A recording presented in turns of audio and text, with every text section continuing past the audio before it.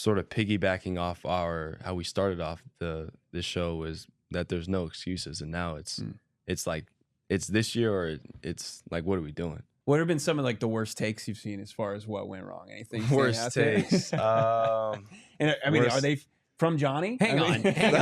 We're very pro Cardinal centric here, and I've made a point consistently. Like, I don't think the Cardinals offense needs wholesale changes. Like the personnel, as you just mentioned, the personnel's the personnel. Yeah, and I feel like part of that infrastructure, you got to feel good about that going into next year. For sure. I would say one thing that's kind of frustrating for me is because I have such a high level of respect for him, is some of the negative comments on Instagram or Twitter about Marvin.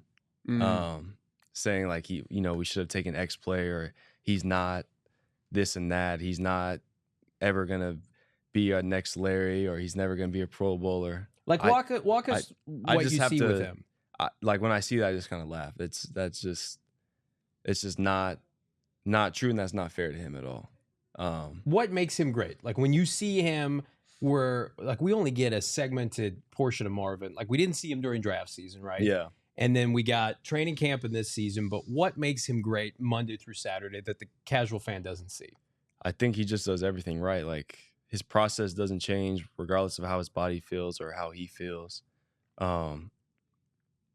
He's so regimented every single day of, I'm catching this many balls after practice, I'm doing this during practice, I'm taking care of my body this way. The way he attacks practice, like he just does everything the right way. And I know if he was sitting in my seat right now, he would say he didn't have the year that he wanted to have. And he's very frustrated. Like he communicates that to me all the time. But I know the way he works and the way that he goes about his business, eventually the production is going to show in the way that he wants it to. But so Friday, I didn't practice on Friday. I was limited on Friday. So that was my first time the entire calendar year of not practicing in a game. And I would say when you're playing the game of football, you don't get to appreciate players as much as you do if you're not involved in practice, kind of just watching. Because if Marvin runs a route and then I'm behind him and I run a route, like I'm focusing on myself running the route. So I can't really evaluate how he's doing. And on Friday, that was my first practice. I missed the whole day. So I'm sitting back, watching practice, watching RVA. And that was kind of the first time I was like, golly, like Marvin he's really, like really, really good. Just the way he moves for someone that's being 6'4". I communicated that to Drew. I communicated that with Terrell. And I was like, in our eggs meeting, I said, having someone like him in the room helps me because I know I have to be on my game all the time, or else the separation between us is just going to continue to grow because he's so talented.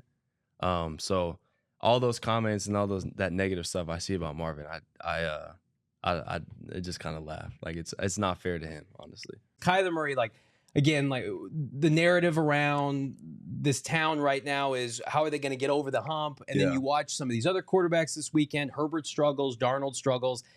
I mean, like give your assessment overall of your franchise quarterback going into a really pivotal year.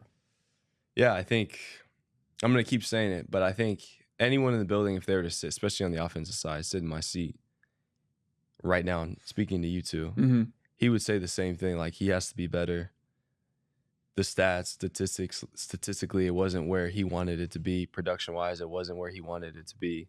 He didn't like the way our numbers looked from a pass catching unit outside of Trey. But I think one thing about Kyler is he knows how to win. And if there's a way to predict the future is to look at the past. And any award that he set out to win and wanted to win, he's won in his life. And I said the same thing last year, but I'm going to continue to say that. Like, he wants to win an MVP. He wants to win the Super Bowl. And he has the talent to do it. Like, there's no question that Kyler's not talented. Right. And when he's playing at a high level, I think he's a top 5 quarterback in the NFL.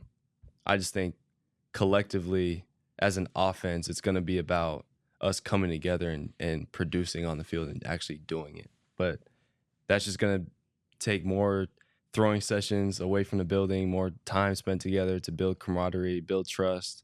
But But I know for a fact we have the guys in the building to do it. And I know Kyler, if he was sitting here, would say the same thing. Is there an offseason mission statement that you can kind of share with us that you guys have maybe started to? We haven't planned? I think it's still so early in the offseason that I think now is a time where guys just kind of need a week or two just to be at home, catch up with time with their families, because obviously you miss so much time. 4 or 5 months of every single day at the facility. It takes a toll on you and your household. But I know I FaceTime with him a couple weeks, and he's frustrated about the season because he knows we should have been playing on Sunday, or this past Sunday.